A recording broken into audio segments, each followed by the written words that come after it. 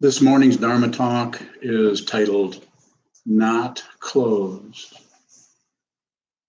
So, not closed, not shut down.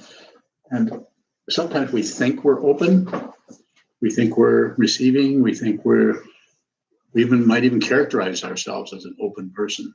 If you are characterizing yourself that way, this is the very nature of closing down. Proclaim nothing.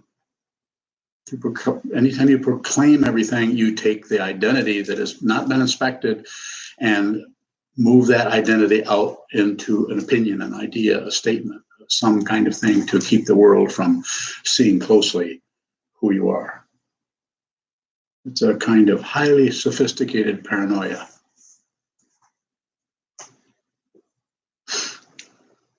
So let's say we wanted to not be, we don't want to be closed.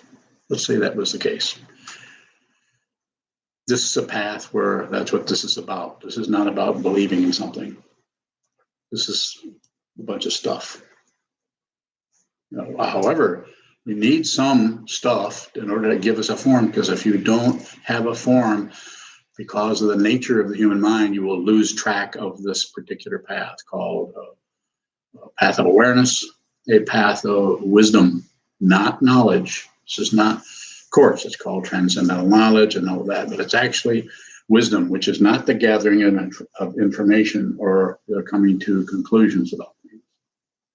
It's not about belief, not about disbelief. So in order to be open, to be a genuine, you could say, as it's conventionally said, open-hearted, open, you have to first, depending on your particular style, karma, where you're at in the zodiac and where you're at in the enneagrams and where you're at in anything, all those other structures. You have to first look at the way in which you're closed. You have to look very, very personally, intimately, and quietly in your own consciousness. This is why we face the wall and why we don't close our eyes. Face the wall, but don't close up completely. Don't go. There are other practices where they do something different. They go within and they close their eyes, and they might do mantras. They might do, not incorrect. I've done many, many mantras. I practice with my eyes closed a lot. I don't do that now, and I don't teach that particularly. On the other hand, if you're sitting here and your eyes closed, it's not a problem. If they're closed for an hour, it's not a problem. But when you see it, open them up. They may need to close down for a while. So pay attention to your body. This right here is more intelligent than any thought you ever had. This entire look one area, just pick out one area. Look at the one little area of the body has more intelligence in there than all the conclusions that anybody's ever come to. It's an astonishing situation. Stop mistrusting it and going somewhere else, shutting down, jumping to conclusions, jumping to exclusions. Tiring. So stop it. And how would you work with that person? Because I can't. I could sit and talk to you and say, don't do that, do this, kind of a parental kind of thing, which maybe somebody needs a little bit of that push. But basically, you really need to do this by yourself. And this is a kind of path whereby you need to come this way and step on this path. But there's no propaganda to do this. You should really, more than someone's intelligence, you should trust people's confusion. Don't meddle with anybody. Respect people. And how do you do that? Start respecting your own confusion and what's the title of the talk? Not closed. Yeah, don't do that. Don't close. Don't close up on your own confusion. The very personal situation that is presented to you day after day after day at the breakfast table, mowing the lawn, taking an evening stroll, or going into a store to buy something, you're always being presented with plus, minus, and neutral, plus, minus, and neutral. I like it, I don't like it, it's good, it's bad, it should be, it shouldn't be, and we're just flooded with this stuff. Please don't object to it. Please don't agree with it. And please don't distract yourself from it or look away. That's hard to do. It's hard to do because we try to do it with the intellect. We try to use our intellect to control ourselves. We're kind of hooked on trying to get better, trying to control. How do I do that? How people even will say, people have been meditating for years. Well, how do I stop this? How do I? And what do I say? See the way. Yeah. What? See the way you want to stop. I do. Good memory. So yes, it's a matter of seeing that, and that's difficult because that doesn't feel good. It doesn't feel like we're getting anywhere.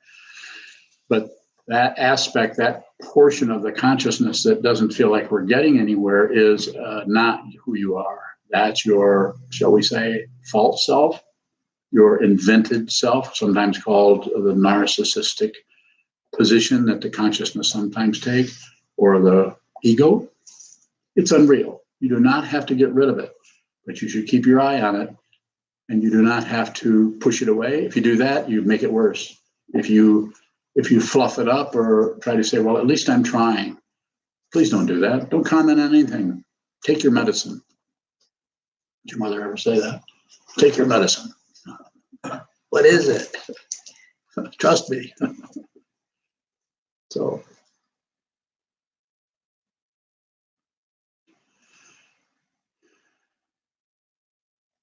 this is why we have a mind training where we sit down, we control everything we can to hold still so that we can see. It's like sitting in front of a microscope or a telescope or some kind of a magnification. You need to magnify that. And how do you do it? You sit down and you watch it come and go. If you interfere at all with your thought patterns, even the slightest little, there I go again, or the slightest little, I'm not feeling so good. Any commentary on top of what happens, here comes a negative feeling. And if you say to yourself in your interior conversation, your talk to yourself, you say anything about it, make no comment. Don't identify, don't do anything with it. And that may start by seeing how much you do that. And then also don't do anything with that. So it's no, my teacher, my Tibetan teacher, Chogyam Trungpa Rinpoche would call that double negativity. You have the first negativity, which is difficult enough. And then the self-centered mind wants to add another negativity on it because it does not want to be seen. Your assumed self, your fancy, unreal self wants to stay hidden, wants to get credit for some things and not get blamed. Or sometimes if it gets really bad, then it will, in order to keep itself going and keep itself being some kind of reality that you feel like you are, it will actually take blame. Oh, it's just me. I just can't seem to get anything right. I'm always goofing everything up. And I don't know why anybody would even like me, let alone trust me. Go the other way with it. Either way, equally narcissism, just a little bit more difficult to see. It's actually easier to hide out in that. Just like the pride, the fancy pride is, here I am, look at me, look how shiny. Come on. See how great I am? The other kind of pride is the one that doesn't want to show off, that goes in the other way and starts being humble. You all know who you are. And so it's not about correcting. Please, you don't have to correct anything. Isn't that sound pretty good, doesn't it? Wouldn't it sound good if you don't have to correct anything? If I were to say to a person who's a student of mine, a committed student, I say, you do have to see it. You have to see the dilemma, the assumption that there's somebody who can do something. Everywhere you look, there's nothing that belongs to you and nothing that you don't own. The whole territoriality thing that is blown out of proportion by our family, our culture, our religions, including Buddhism. Buddhism also in some areas does the same thing, tries to get control of things, tries to say this is true and this is not true. This is a misunderstanding and a terrible one, creating all kinds of havoc all over. The havoc that was started in the 13th century and BC is still going on. Please don't get in the way of that, but don't take your eyes off from it. What can you, if someone says, well, what can I do? I'll tell you what you can do. Train your mind. You don't have to join Buddhism. There's nothing here to join. We have no membership. Don't need it.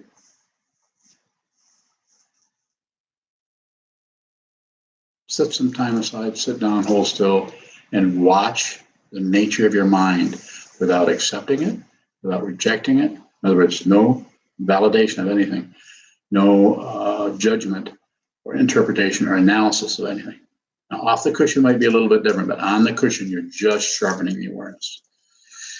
The image I often use, the metaphor, is it's not exactly this, but it's like sharpening a knife. When you're sharpening a knife, you can't really cut anything with it. You're sharpening it. So it's kind of useless as a knife. Mind is useless from a pragmatic sense. When you get up off the cushion, then you find you've got a pretty sharp blade. You'll find that if you meditate a lot, maybe nothing will happen. Maybe the meditation will always be flat, boring, beige. Or maybe it's maybe your thoughts just come and go, come and go, come and go. You just chatter. People sometimes even say, can't stop my thinking. I say, you don't have to stop anything. You don't have to do anything. You don't have to do anything but just observe. It's like watching clouds in the sky. Just watch. Fish in a pond. Just none of your business. Your thoughts are none of your business. If you think they are, it just will get difficult. And it'll get more difficult as you approach the time when this whole body mind goes back into the earth, into the water, into the fire, into the air, into the space, and back into consciousness only. I'm not predicting anything, but kind of how it looks. Blink. Probably make a louder noise than that. Boom. That will happen. It's inevitable. As we know, pretty inevitable. But you could find out who this is before that happens, so you can see that what goes back into the earth, you're two things you're not separate from, and you're also not identical with it. It's an astonishing understanding, and you can have that before you die. I promise nothing. I guarantee nothing. I can't even guarantee you're going to die. But it kind of looks that way. I mean, is that epidemiology? It's a rhetorical question, and I was expecting an answer to those. I did that a few months ago, and when after the talk said, "You're hiding out?" She said, "Do you know what rhetorical question means?" I fooled her. I didn't know. She had to explain it.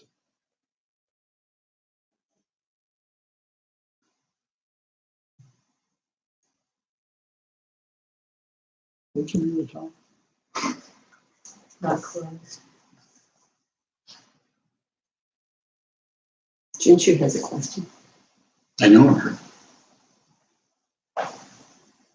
She asks, is not closed the same as open? Well, the concepts are different.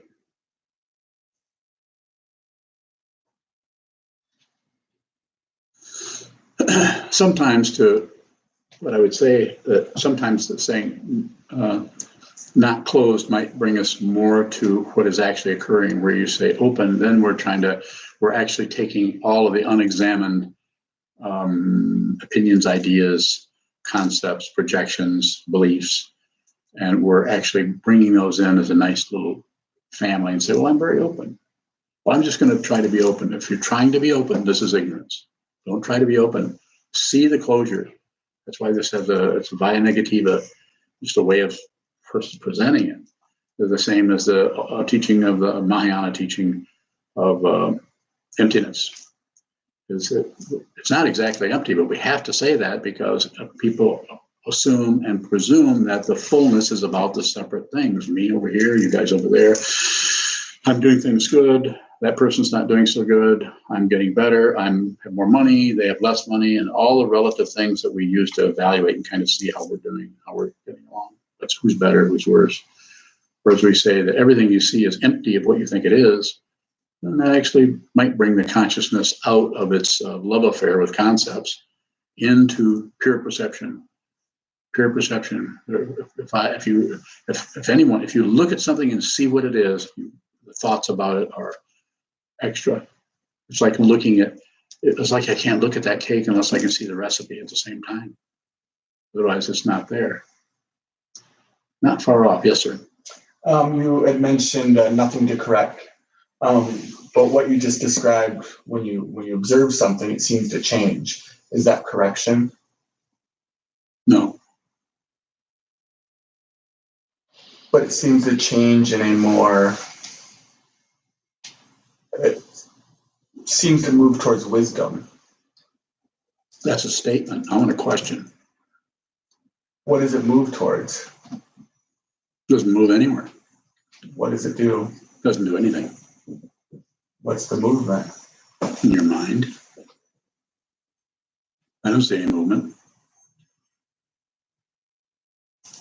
I do. Well, then train your mind. So it'd be a little more like me. Well, train your mind so you actually understand your own. If you understand what this is, you don't have any more questions. You don't have any more answers. The answers I come up with are only in regard to questions. If you don't ask questions, then I have to ask myself a question in order to even give a talk. I don't have anything to say, basically. Other than I want to help people. People seem to be suffering. I was helped by a couple of gentlemen who have long gone, passed away. And I'm through this particular form, this lineage that's been around for 2,500 years, or at least the Buddha's teaching, looks like a pretty good way to do this. But if you're in this teaching is the perennial philosophy. I mean, this is everywhere and shows up in different ways in different traditions, including indigenous people we call Indians. It was there when we came in and invaded their country. And we stomped it out. Not wrong. It's just cause and effect. Just what happens. It's just ignorance. Further questions? Maybe I can continue to talk. Further questions? I can respond. Yes. Yesterday, you were talking about the three poisons, and ignorance was the most difficult one because we couldn't see it in the first place. So, And when you say not closed, we work with seeing the way we're closed. But if we are ignoring how we're closed, how can we see? that's why you would need a path. You need some the formula for 2,500 years. The Buddha, the path, the structure has been refuge in the Buddha. I'm going to move out of the worldly dharmas of success and failure and praise and blame and all the other things that show up. You're not going to have to quit your job. In our culture, you can you can be a householder practitioner or a householder yogini or yogi or whatever you want to call it. But you would need a teaching person or the Buddha, which is not the Buddha himself or herself, but someone who knows a little more to mentor you, to help you. You need the Dharma or the truth that was taught in this particular lineage is everything is dependently arisen. There are no separate beings or anyone anywhere. It's a basic teaching of Buddhism. And it shows up conceptually as emptiness, but it shows up further in the third turning of the teachings as Buddha nature. Which is just another concept that points at something that really can't be pointed at. And so you would work with a teaching person. You would work with a practice. You practice the Dharma through awareness practices like you've been doing. And then eventually you see what is true. And what you see will not be an object. And what is seeing that will not be a subject. The subject-object situation has been transcended. And since it's transcended, then you're free to function because your motivation is about serving others whom you are not separate from. But it's not like conceptual overall one. I don't mean that. We're not all one. We're all really, really different from each other, and so extremely different that you should mind your own business. Tell anybody what to do. The only way I can say to anybody is if you come in this room and sit down, you've just given me permission for another 25 minutes. When you leave, do whatever you want, forget everything I said. Don't believe a word I said. If you believe something I said, you're misunderstanding what I'm saying. Because this you come in here so you can leave here. As my teacher said, you need a teacher so you can leave the teacher. But don't leave the teacher until you've understood what that is. And then do whatever you want. And the ignoring part of the three poisons is passion is grasping or clutching, some kind of fixation, ignoring, aggression is pushing away, killing on the extreme, or doing away with, or anger. And then, of course, ignorance is, it could be as simple as this. Just ignoring and being distracted by other things. So it's a very polished, sophisticated way of avoiding the very situation that you need to be looking at. When I say need to, you don't need to do anything. You can live lifetime after lifetime. Keep coming back over and over. It's just a big school. 3rd grade, 4th grade, 5th grade. Go back to 3rd grade. You blew that when you killed somebody out of anger. I'm not kidding you, and I'm also not telling you the truth. I'm not telling you the truth. It's a story. Everything is a story. Shakespeare knew this. The sages down through the centuries knew this. So there were probably lots of sages who just decided not to say anything because you don't have any ears, and there's no point saying anything. What is transcendental knowledge? So it shows up in different ways. It could show up as a conceptual understanding that kind of starts to have some kind of anti-gravity kind of thing, pulls away from the stickiness of the concepts, the philosophy. If you read something, I'm just going to mention, and I'm not a scholar, so I haven't studied all these guys, but just enough to know that I don't want to study anymore.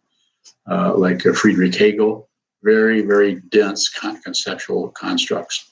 And so I would say that there's not going to be a lift off in that area because it's so dense. Kierkegaard was a philosopher, theologian who was a theistic approach to the whole thing.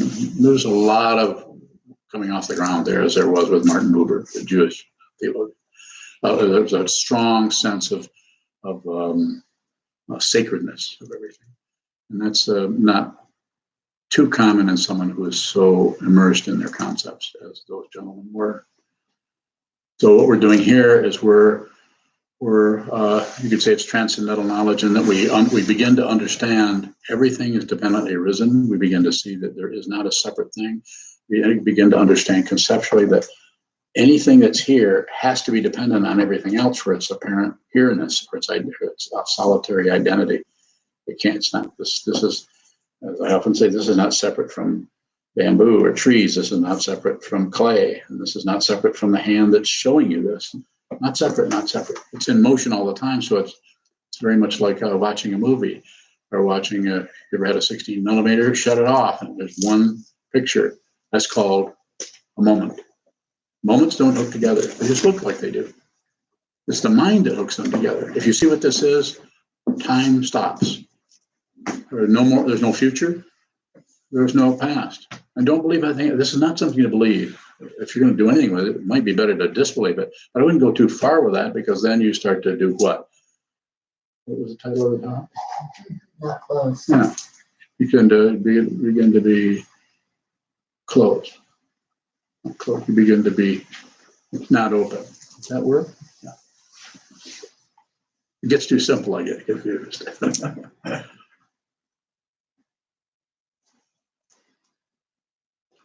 So the further stage, you could say it this way, and this could happen different with different people. Some people awaken, they have a spontaneous realization without any practice at all. They just come into life, and when they're 23 years old, suddenly they just, maybe there's drugs, maybe there's not. Sometimes something happens and things just blow apart for them, and they no longer are stuck on their concepts.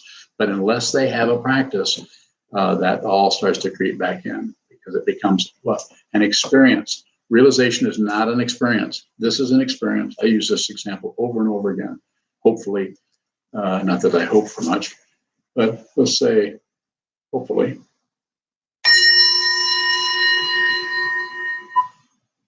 Gone. Experience, gone. Reality, if you see it, because the reason it doesn't go anywhere is it's always been there. You've just been doing this. It's like you're a chimpanzee. And then you wake up and you realize that you're not separate from anything. So how's it going to go? It's not an experience. I mean, it has an experiential quality, flavor, taste, smell, touch. All the sense feels are included in that. You actually know this. You know it all the way down to the center of the earth and all the way out to the farthest galaxy you can give a name to. And you know it, and it's not fancy. It sounds fancy, but if you were going to put a word on it, it would have to be sacred. And it may have feelings to it or something, but it's not the feeling. The feelings might be attendant to that because you might be somewhat in awe, which is short for awful. You know about that. Didn't we talk about that recently? Yeah.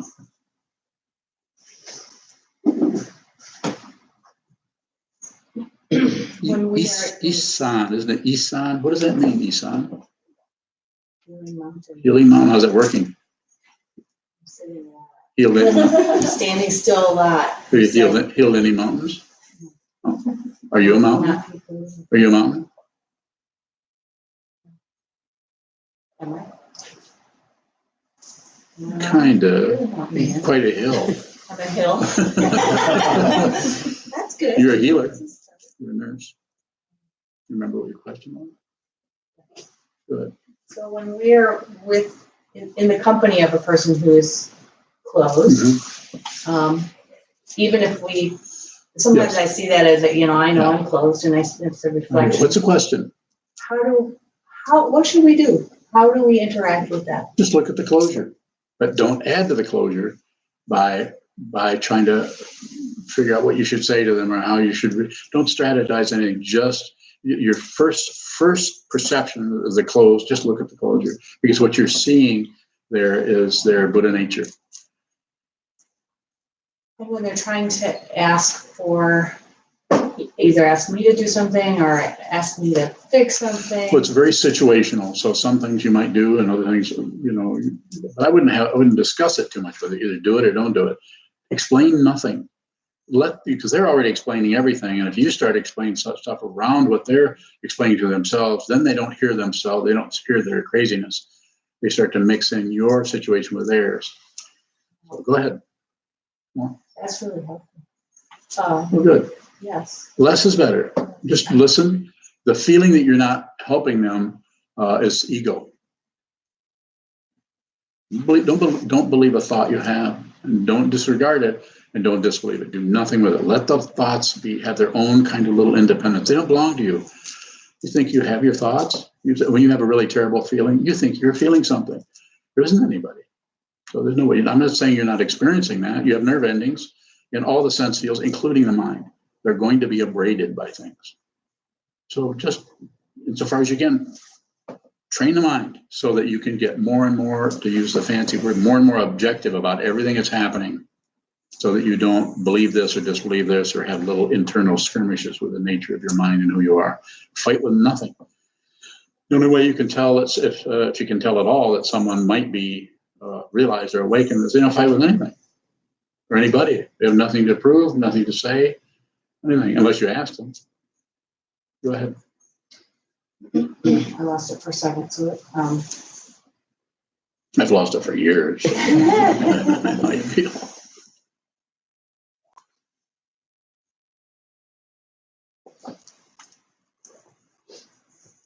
So something about so it's when it's so the mental part of that fighting. So when I would feel myself reacting to something or angry at that block or that closedness. Yes. It feels like it's not enough to just control my face or control my words. And when I know that there's war going on in my mind. Just watch it. Don't try to get rid of the war. Don't go to war with any war. That's what people who outwardly have really good intentions about being kind and everything, if they go into any kind of sphere other than their front room, anything public, the unexamined aggression will start to vibrate, because there's so much horror and aggression in the world. Absolutely horrible stuff is going on. Keep your distance from that. When you're not ready to work with that, train your mind first so that you've totally understood your own aggression. not gotten rid of it, not tried to be a special aggressionless person. You're very familiar with who you are. If it's done thoroughly, this is called, no one may ever call it this, but the closest thing that it would come to in the conventional Western sense would be humility. Even though you're very clear about things, there's no one who has a bunch of puffed up pride about it. So the kind of pride you have is hard to see, but it's visible. Yeah, it's there. And so I would say, train your mind. And when you can't help, when you see you can't help somebody, that is compassion. That is compassion. Helping somebody and getting accolades or compliments or oh, you've helped me so much. People say that to me a lot. People always lie to me. And I watch them lie, but I don't correct them. That's up to you to do that. If you don't respect people's confusion, then they won't have the respect for it that they should have, which means they need to be aware of it. You need to be aware of a rabid dog. You don't need to cover them up with a tarpaulin. You need to be aware of it. And that's painful, especially when the ego has not been seen through yet. And it just gets, that's why it's necessary to have a teacher. Somewhat of an opinion, but on the other hand, I'm also I just had someone the other day come and say, I don't really want to ask me for precepts and ask me to, I had to do this and then decided, I don't think I really want to do that. I said, well, good luck. Do whatever you want. Stay in touch. I said, well, can I come back and still meditate here? Yeah, you can meditate. Of course. So, but, people jockeying for position. But the feeling that you can't help is, that's compassion. Because you probably can't. And I would take that further is to say that person has to heal themselves. Yeah, they have to do it. And the best thing you can probably do, if I may say it this in such a definite way, is just be with them. Look in their eyes, look at them. And if you say anything, say, it sounds difficult. You don't have to run away and say, you're going to have to do it yourself. They're not ready to hear that. But you could say it sounds difficult. And sometimes I had someone not too long ago, well, a couple of years ago, come and yelled at me and just berated me because I wasn't helping them. And you're helping everyone else. You're not helping me. And so I said, go away for a year. She never has come back.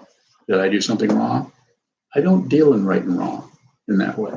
I don't make decisions. This situation shows me what I need to do. So. And you can work with that too, but if you block out the situation with some kind of idea about the situation, then you have what was the talk title? Not close. Just exercising your memory. I knew what it was. No, I didn't. Yes. How do you ask for help?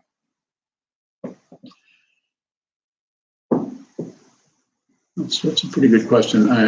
I would, and I could probably respond to that, but I think maybe if you elaborate it a little bit more. Somebody's asking her for help. Mm-hmm. And she sees how her pride's in the way and wants to help, but she really can't. Mm-hmm. But the other person needs something.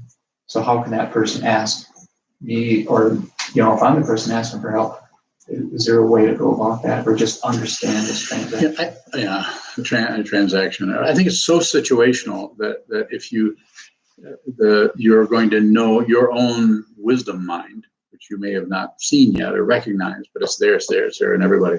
It's there in everybody. Sometimes it shows up more in children until they get indoctrinated into thinking they're somebody.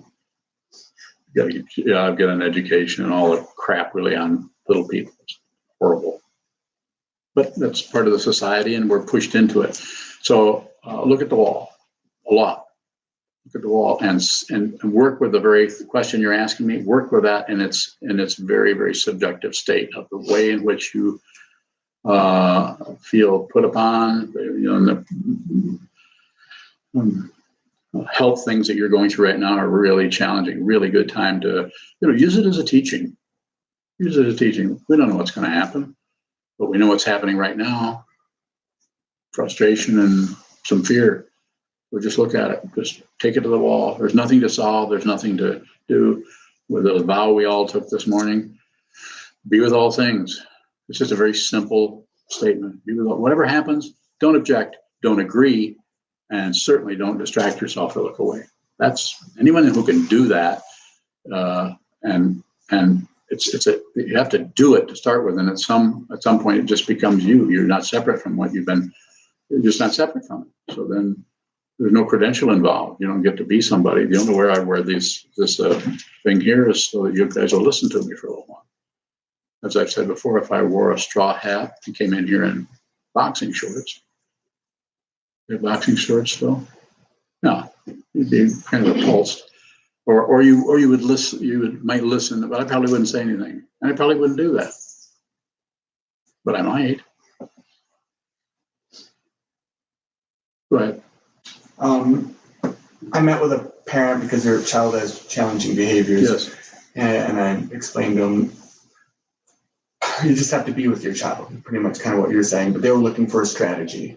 Yeah. And so what do you do when you know what they want, but you also, in a sense, know what they need? So, I'm not doing away with strategies. I'm not going the other direction saying don't do anything. And, I've had people come to me even recently that I've changed their whole meditation because they come to me and they tell me what's happening. And I say, okay, close your eyes, which I never teach that. I teach Chimpanzee, but I'm always waiting for, that's why I say, talk to me about it. Come and say, this is happening, that's happening. I have somebody closing their eyes for the first 20 minutes of their meditation. And I actually have them, this particular person, counting their breath. 1 to 10, 1 to 10, 1 to 10, because of the difficulty they're dealing with. They're in a situation where they don't need to do Shikantaza. Shikantaza is too open to meditation. So if somebody's having difficulty, then, so it's always very situational. But, it's hard to do that out of the situation itself, because the difference between the situation and our concepts about the situation, unless you're very, very clear, if you're confused about who you are, if you haven't found out who you are, then you will impute ideas about that are based on trying to improve or get better or succeed. The feeling of succeeding, you have to work on something. You're starting to cross a river and you look at a log that's laying in the river and you size it up, you look at it. And people might say, well, never step on a log in the river. But this particular log you've never seen before, is part of it anchored on the shore? Are the roots going down to the ground where it's not going to move? If I push on it, I can't really push on it with my entire weight, so I can't really test it. We're just using this as a metaphor. And does it seem to be solid? It's just a simple situation, but it's something we look at right away, and it's situational. I'm either going to have to go downstream where the river is much wider, or I'm going to have to afford weight across the river. But I might be able to step on that. So it's situational. So same thing with any. But if you haven't got quite a bit of clarity about who you are, what your motivations are, and you're no longer operating out of, as I say over and over again, because I think it's a fairly good metaphor, you're still stuck up in here, paranoia. If you're still stuck down here, fear. If you're coming out of your heart, there are no mistakes. This does not think. This does not feel. This is not separate. And it's not the blood pumping device. That's going to go away. This never goes away because it's never appeared. If something has never appeared, it can't vanish. This is called a spiritual path. If you don't see it and you're interested, then keep practicing. If you're not interested, then do something else. Be a successful mystery writer. Pam. Was the woman who said you're there helping me, was she asking me to be closed? Damned if I know. I knew her fairly well, so I worked with her quite a bit, but I can't have somebody in the Hojo yelling at me. And I even tried yelling. I mean, when I say tried, I mean, I yelled back at her a little bit. And there have been a lot of different things happen. And it's her particular style and her way of, and she was not meditating, she was not practicing as much as, so she was kind of a student. She'd, functioned that way. And it's been a while back. I'm not concerned particularly. I mean, I think about her. I feel kind of sad because I think she would come to me, and then, so if somebody comes to me as a student and then totally ignores what I say to do, train your mind. We have a whole monastery. There's no fees there. It doesn't cost anything. We figure out ways to keep everything going without putting that burden on anybody, as you know. And people, there's from 9 in the morning till 9 at night, every weekday and half of Saturday and part of Sunday, you can come and there'll be somebody there to go on, to like Sokuzan was doing, strike the bell, sit. And we do some sutras, but that's quite a bit. Usually it's all meditation. So to come back to your what you're asking about, could you go a little deeper into that? Okay. If I may, share a personal experience. Certainly. Louder, please. Right? A little louder, Oh, please. I'm sorry. Okay, I had an experience recently where I was attempting to help someone who became very angry. And I feel became very angry because my thinking was out of alignment with their thinking. And I listened to the person very carefully and said, I think that we are not a good fit for each other. The person became even angrier. So I was thinking about Isan? thinking about her position. And then your story about this woman. I've been trying to process this. It happened a couple of weeks ago. Process this for the last couple of weeks. Yes. And it seemed to me that this individual that I had this experience with was asking me to be on some closed channel. And that's why I asked you the question. Yeah. Similar. That clarifies. Yeah. And so you have a question about it? I just wondered if you had the thought that perhaps she was asking you to be, I'm talking about not closed and open. Was she asking you to be closed in some way? Maybe. Could be. It's hard to know. Don't read minds, but I don't miss them. I just don't interpret them. So whatever shows up, I don't have ideas about it. So therefore, how I relate to someone comes out of, I don't know where it comes from, but I don't do much thinking. If I thought very much, I'd run out of your screaming. Literally. Years ago, couldn't have done this. Way too self-conscious to do this kind of work. So, though you didn't ask the question, the way I would have related to your situation is not much. I wouldn't have offered anything at all. I would have been a failure and let them quit. Which is Yeah. Huh? Yeah, that is what happened. It did. Okay. Good. Well, I'm glad that was successful. Yes. Ningda from Australia has a question. Yeah. Thoughts and emotions can seem wise. How not to do math with these? Just watch the math. Just what Ningda's asking about is the calculation. Something happens and we immediately start to calculate. It's just the nature of we misunderstand the thought process. That we need the thought process to build a table, to wash our hands, to fix food, to be an architect. We need that. But we tend to when the imagined or imputed or unreal identity or self gets afraid or gets magnetized into some kind of heaven realm or something you're going to get somewhere, then the thought process comes in uninvited and starts to mix it up in such a way that the intuition, you could say, or whatever is left of it, is just shot to hell. And it's not because the thought process is too paranoid, doesn't trust it. No, you're not. And then we go the other way and we say, it's just my gut feeling, which is fear. I'm just using this. I don't know where anything's at. Maybe your heart's in your elbow. I don't. Yes. Is it helpful to talk about the confusion? No. Unless you're talking, in your case, unless you're talking to me, discuss it with no one.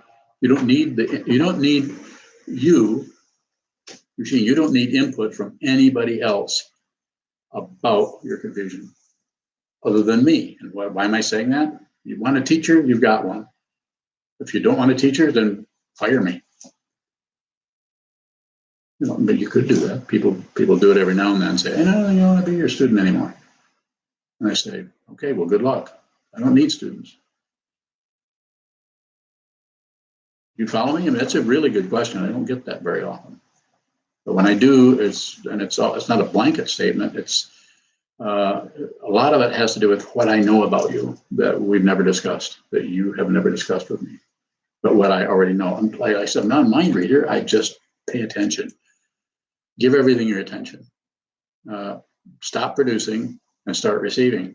Receive, receive, receive, receive. The most powerful form of compassion, as you've heard me say, it probably is getting irritating to hear me say it, but the most powerful form of compassion that you can do or give is to give everything your attention.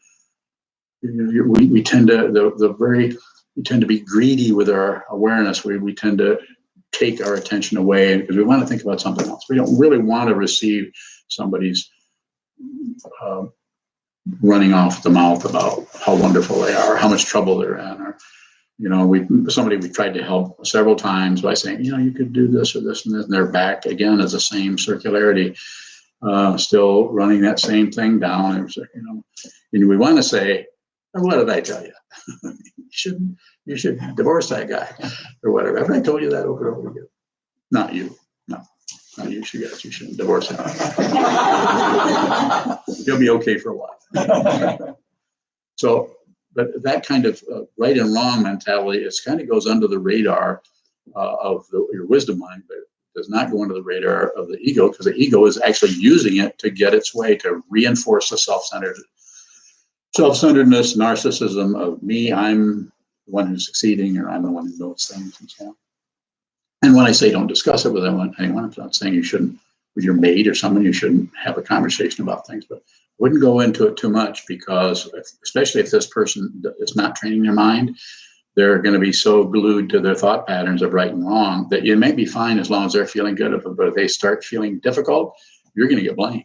And that makes it harder for you to deal with the very mind that you're trying to work with, to see deeply, what does it mean to praise and blame? So you're trying to work on anybody on this path for any length of time. That's one of the things you start to look at, is the whole idea of right and wrong, and seeing how this is just a very mischievous kind of setup that created by the self-centered mind, from the Emperor Constantine all the way down to the current head of whatever's happening. Question from Mark in Oklahoma City. He asks, if you've done something terribly hurtful to another and feel a deep need to atone, should you allow the other to suffer in isolation without making gestures to atone? And secondly, is trying to fix Let's the do hurt. the first one first. Okay. Give it to me again. Okay. If you've done something terribly hurtful to another and feel a deep need to atone, should you allow the other to suffer in isolation without making gestures to atone? So this is a huge, it's almost a stage set. So don't do it. Don't, you don't know what's happening with them. Might not even be thinking about you. They might be fixing food, and you might be the last thing. So we don't really know. We carry others in our own consciousness. We don't see it, but we think we're thinking about them, but we're actually thinking about our idea of them. There's no way you can know who anyone is. We don't even know who we are, and yet we're all about thinking about what somebody else is thinking about what we're thinking, or thinking about what somebody's thinking about what we're thinking about what we're thinking about somebody else. It's just if you start to see it, you start to see it, and usually that can happen through the sitting practice, and which means that sitting practice usually shows us how really confused we are. That's why it can start to feel worse. And sometimes people will stop. Well, I meditated for a while, but I'm not going to do that anymore because I just feel worse. So now I'm going to therapy, and much better. Sure, it's going to be better. And that doesn't mean I'm against therapists or psychiatrists or some of my best friends. But it's just a different way of working with the mind. Some people aren't going to be able to do this. You can see how popular this is. The small second floor. It's not, only a few people have any interest, and some people are not going to go any further with it. And so some people really need therapists, psychiatrists, and people to talk to about the nature of their thoughts and so on. So I would say, to go back to that question, I would say, don't do anything with that. Don't, apologize once. If you've already apologized, don't do it anymore. The first time actually might be, you actually feel bad about it or feel sorry. And that's all if you do any more, then it's about you wanting to be off the hook there fundamentally isn't any hook that you haven't created.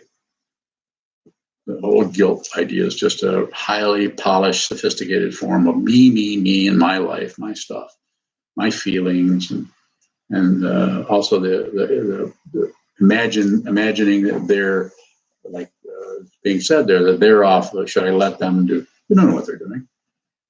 As less is better. Don't do anything with it. Deal with it yourself. Deal with it if this person is a meditator. What's the person's name? Which Mark is he? Anne Marie. Mark. Is that Mark?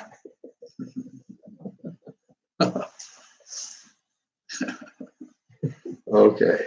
I'm going to answer that a little bit differently. Mark, don't do anything with it. If you want to do something, face the wall. Sit down, hold still, face the wall. Do a lot of it. Not just an hour a day. Do more. Do some block setting, 4 hours at a time. And because the understanding that what I'm hearing coming through, without even knowing who was asking, I didn't have, can't keep what city he's in straight. So yeah, the most important thing is to train the mind rather than go out. No production. Don't do any production. Just do reception. Sit down and receive the mind that come up with that question in the first place. Look closely at that mind. If you don't, you'll continue to spin in circles, albeit sophisticated, albeit most of the world will look at you and admire you or me or anyone else. You're doing pretty good. Find out. Train your mind to see clearly so that you won't have to ask me anything. So what the second half of this question? Sure. Is trying to fix the hurt, satisfying the ego, and thus a selfish act. No, I wouldn't go so far as to say selfish. It's just a way that we don't need to go to selfish or generous. Those things are so easy to, they're so, it's like scrambled eggs. Where'd the egg go? It's in there somewhere. We take the very situation, the actual yolk, very clear, and we scramble it so that you can't really find out what is happening there. It gets very difficult. So I would say less is better. Don't do anything with it. Yes. Gary. Is an apology always relative then? Well, sure. You can't be blamed for anything. You get credit for nothing. You can't. Blame is a misunderstanding of dependent origination. It's not that I didn't hit this, but what is missed? Where did this come from? Who created this hand? I didn't make this hand. This is not my hand. It is a hand that's connected with this particular situation. And I don't have to go around saying I have no hands. I'm not talking about a proclamation, but an awareness that who you think you are isn't exactly separate from everything else. We don't know where this came from.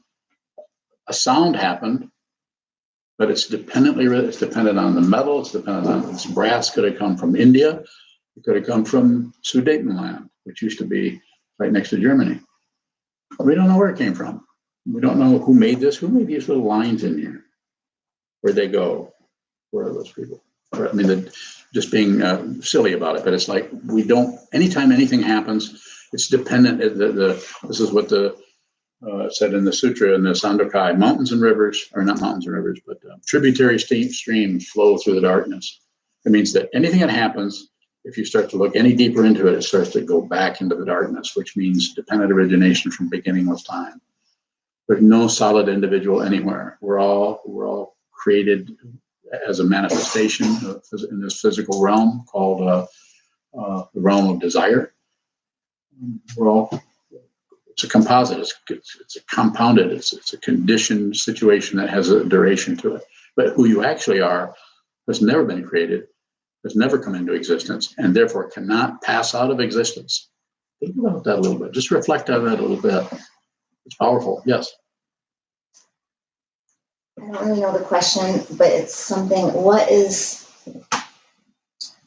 a helpful response when someone says, "How are you?" Well, anything that comes up, pretty much. A lot depends on the person. And What if confusion comes up and it's not helpful to talk about? well, then you've already said, don't talk about it. Say, I'm doing pretty good. Yeah, lie.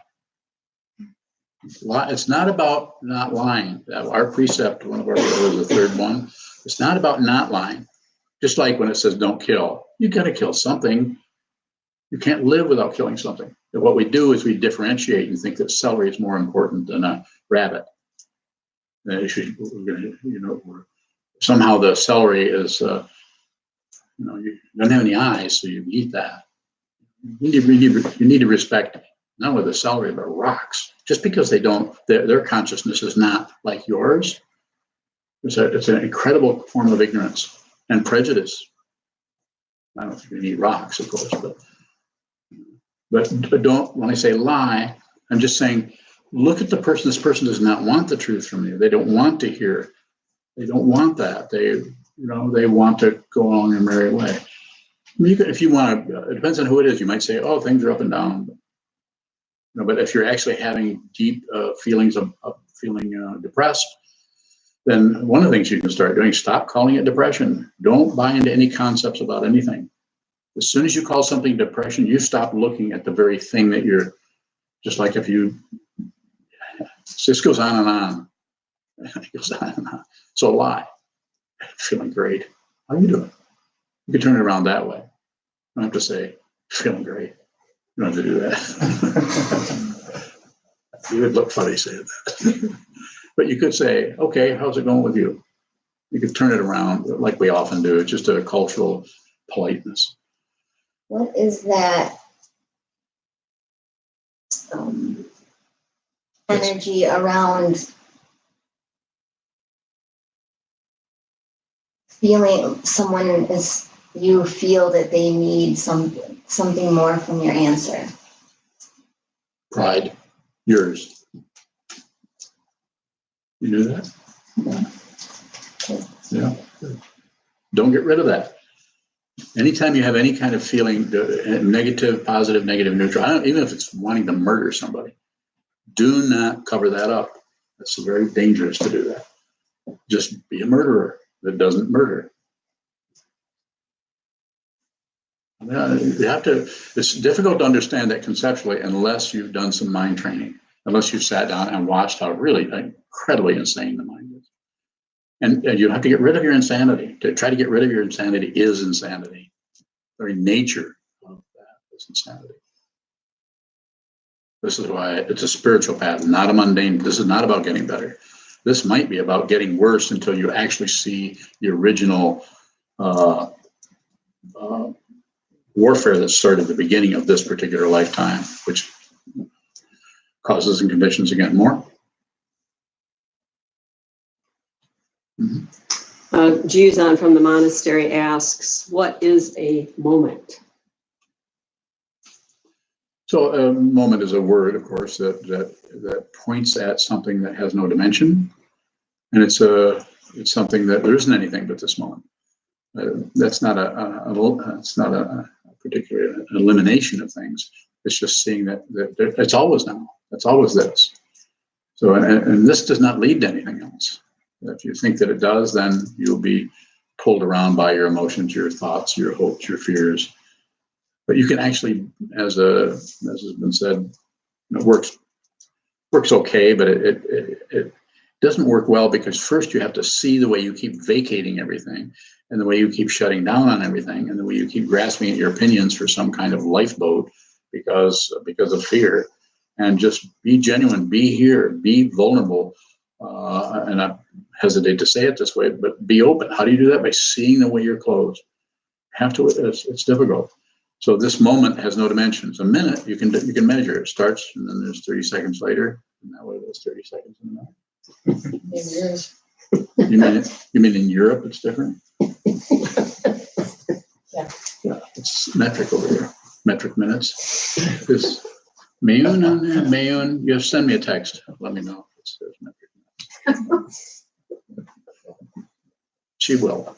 So a moment is, to come back to that, it's just a word that talks about something about just this. There's no dimension. It doesn't have a starting and a beginning, whereas a minute does, a second does. Everything it can be broken up, but you can't divide a moment up into parts. So it's always just this. And even that, when I say just this, and I make this kind of a gesture, just this, that's extra. I just clouded the whole thing. You're not separate from the moment. If you think you see anything, then it's some kind of dimensionality, and you are buying into time and space, like the whole world is doing. So if you're succeeding at something, then this is very fishy.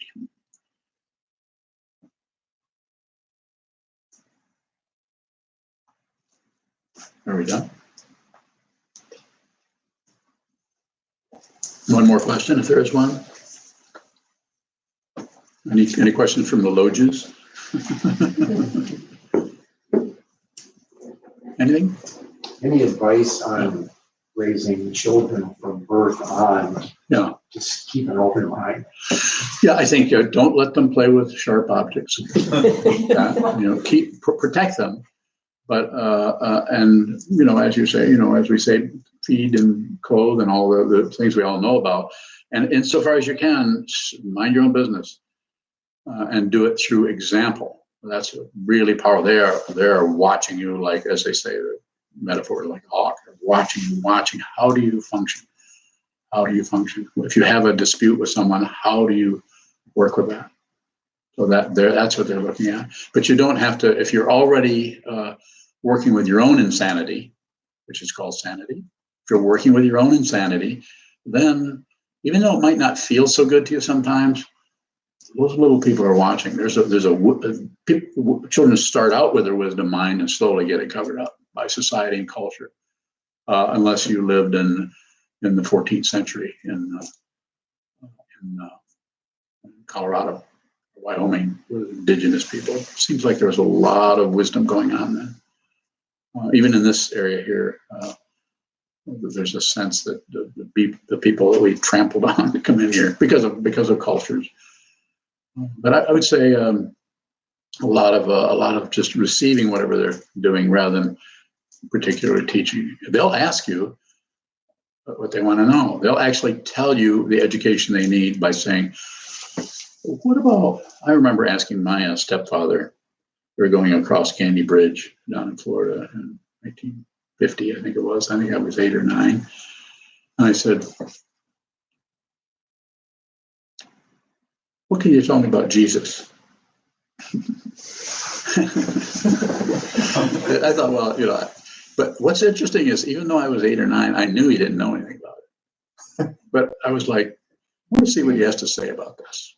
Because I thought I could learn something by my stepfather who had a good heart, but had trouble locating it. He was always covering up with the shovels full of me. And it was quite good. He says, "Well, I don't know." I said, "Do you believe in that?" "Well, I'm not too sure." And then I thought that's about all I need to know about from him. And then I switched over to looking down the river. And then instead of telling him what I saw, I invented a boat with paddle wheels on it and people going down the river. And I asked him, "Did you see that boat with the paddle wheels?" He said, "No, I didn't see that." But he really wasn't interested anyway. So the lie worked. So I had to lie. So I would say as much as you can receive. And if you're busy, when I say busy, if you're actually receiving your own thoughts without clamping them or shutting them down, you're willing to feel your own negativity without correcting it. It's very difficult to do that. The ego mind wants to be better, wants to improve. That's why you don't necessarily need one, but that's why some people need a teacher. You need somebody who can give you feedback that will not bullshit you. They're not interested in making money. They're not interested in being a success, and they're not interested in their reputation.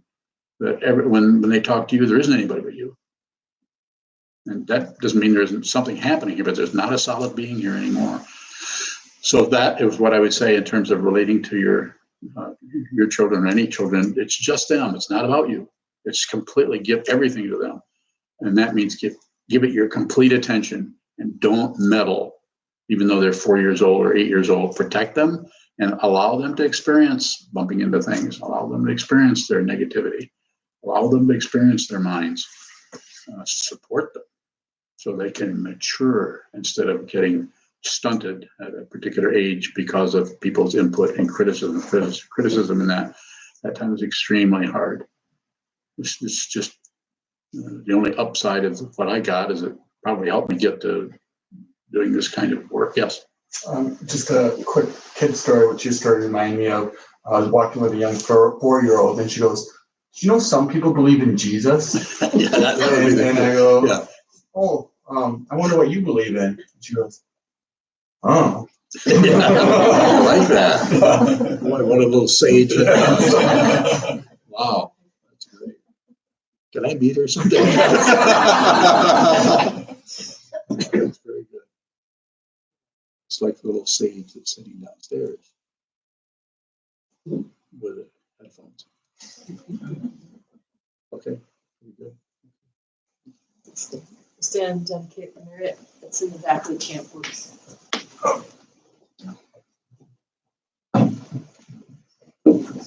I'd also like to mention that we do rely on your financial help to keep things moving and going and support the monastery and Sokuzan and the Sangha up here. So you can go on PayPal. We also have a donation box downstairs. You're welcome to contribute to. Thank you always for your generosity.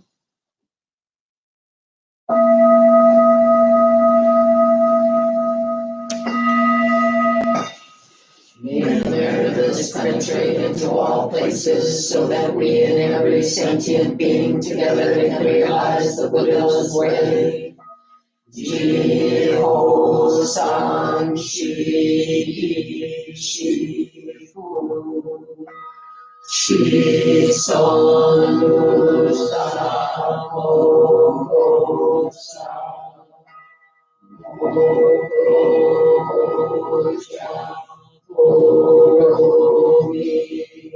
the 10 directions, the 3 worlds, all Buddhas, all venerable ones, Bodhisattvas, Mahasattvas, the great Prajna, Paramita.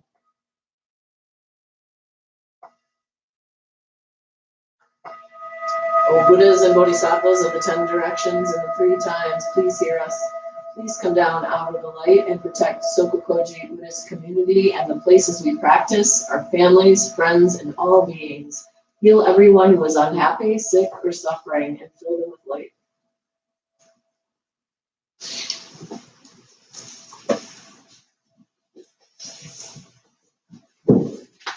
Rosanna, would you like to just on the spot? So, Thank you. Yeah, we can just move the cushions up